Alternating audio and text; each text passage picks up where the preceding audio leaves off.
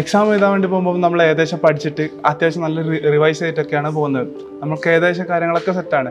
പിന്നെ എക്സാമിൻ്റെ ഫാക്ടർ ചെയ്യുന്ന കാര്യം എന്ന് വെച്ചാൽ നമ്മൾ എക്സാമിനെ എങ്ങനെ റെപ്രസെൻറ്റ് ചെയ്യുന്നതാണ്. എക്സാമിൽ നമ്മൾ എത്ര പ്രസൻറ്റ് ചെയ്തു, എത്ര ഔട്ട്പുട്ട് കൊടുത്തു എന്നുള്ളതാണ്. ആ സമയത്ത് ശരിക്കും ഇവിടുത്തെ മെൻറ്റർഷിപ്പ് എന്നെ നല്ല രീതിക്ക് ഹെൽപ്പ് ചെയ്തിട്ടുണ്ട്. അതായത് നിയ സാറ് പേഴ്സണലി വന്നിട്ട് എക്സാമിൻ്റെ 2 ദിവസം മുമ്പും തലേ ദിവസവും അന്ന് രാവിലെ വരെ നമുക്ക് കുറച്ച് ഇൻസ്ട്രക്ഷൻസും കാര്യം തന്നിട്ടുണ്ട്.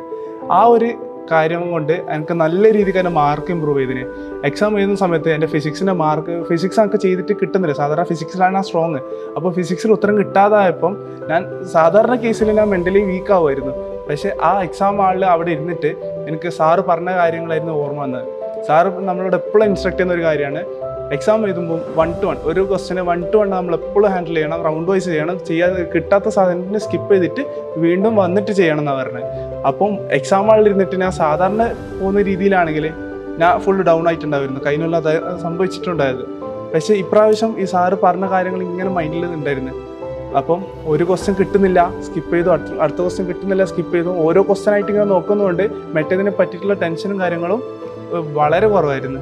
എന്നിട്ട് അവസാനം എക്സാമിൻ്റെ സമയത്ത് ലാസ്റ്റ് ഒരു നമുക്കൊരു സോണിലെത്തും. ആ സോണിലെത്തുമ്പോൾ നമുക്കിങ്ങനെ ഉത്തരങ്ങൾ ഇങ്ങനെ കിട്ടാൻ തുടങ്ങും. കാരണം നമ്മൾ കുറേ പ്രാക്ടീസ് ചെയ്തതാണല്ലോ.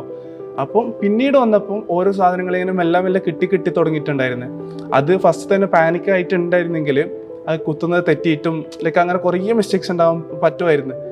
സാറിൻ്റെ ആ ഇൻസ്ട്രക്ഷൻ കാരണം കുറേ സില്ലി മിസ്റ്റേക്സും അവോയ്ഡ് ചെയ്യാൻ പറ്റിയിട്ടുണ്ടായിരുന്നു.